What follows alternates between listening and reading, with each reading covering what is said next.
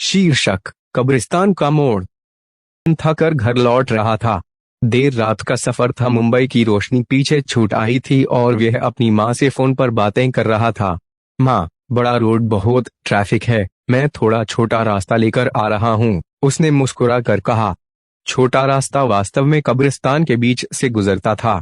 Phone माँ की आवाज में एक झिझकी थी। बेटा, वहां मत जाना, अंधेरा है, वापस आओ बड़े रोड से। नहीं माँ, कुछ नहीं होगा, मैं जल्दी आकर तुम्हें अपनी सैलरी दूंगा। 67,000 है मेरे पास, विपिन ने आश्वासन दिया।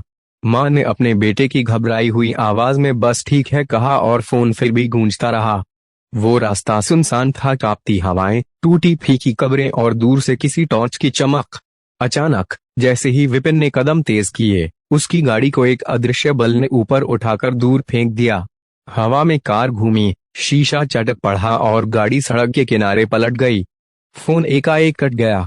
माँ के फोन पर केवल खाली लाइन रह गई। कुछ ही सेकंड बाद उसकी आवाज पर जोरदार चीख सुनाई दी। पास के एक किसान ने फोन काटा और अस्पताल जाने की अफवाह फैला दी।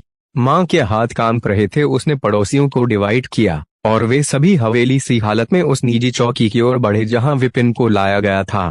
अस्पताल पहुंचे तो विपिन बेहोश पड़ा था। फेफड़ों में चोटें, सिर से खून और शरीर पर कई चोटें। डॉक्टरों ने तुरंत ट्रीटमेंट शुरू किया। परिवार ने घबराकर अस्पताल का बिल चुका दिया। पहला बिल आया 12,000। पैसे निकालकर उन्होंने बोझ सह लिया। जो बचत थी वही निकल गई। मामला पुलिस को सौंपा गया।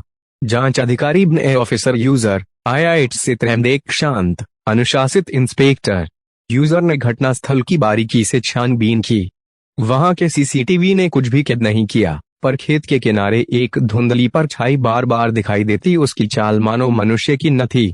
यूजर ने इलाके के लोगों से बात की। कुछ बूढ़े लोगों ने बताया कि उस कब्रिस्तान के पास कई साल पहले एक दंपति का भीषण हादसा हुआ था। उनकी गाड़ी अचानक आग से घिर गई। घरवाली बाहर निकलने की कोशिश में जीवित जल गई थी।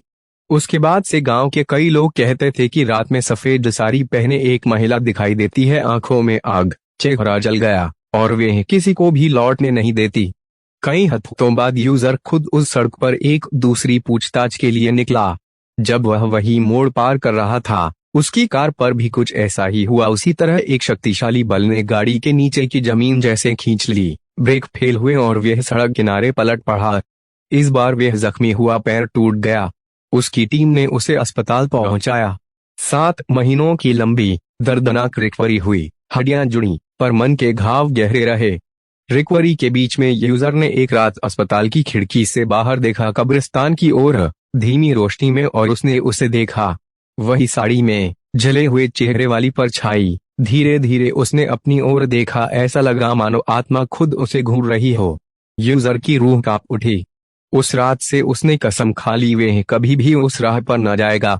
जांच के दस्तावेजों में मामला अज्ञात बाहरी बल लिखा गया, पर गांव वालों के बीच सच अलग था। कुछ लोग कहते हैं कि विपिन की आत्मा भी उस रात से भटकती है। कुछ कहते हैं कि वह बेबस माँ के सामने रोती रहती है, मेरा बेटा, वे पैसों से लौटा पर जिंदगी न मिली। और कुछ बूढ़े लोग उस कब्रिस्तान की कहानी दोहराते हैं कि वहां जो जलकर मरी थी, उसकी पीड़ा अब भी धधकती है। वे ट्रैफिक भरे शहर की तेजी को नापसंद करती है और हर उस व्यक्ति को पकड़ लेती है जो रात में उसके पास से गुजरता है। शहर के लोग अब उस मोड़ से दूर रहते हैं और जहां जहां रात गहरी हो जाती है, कहते हैं किसी की चीख, किसी का रोना और कभी कभी किसी बैंक नोट की तरह झिलमिलाती रकम का खौफनाक स्मरण सुनाई देता है।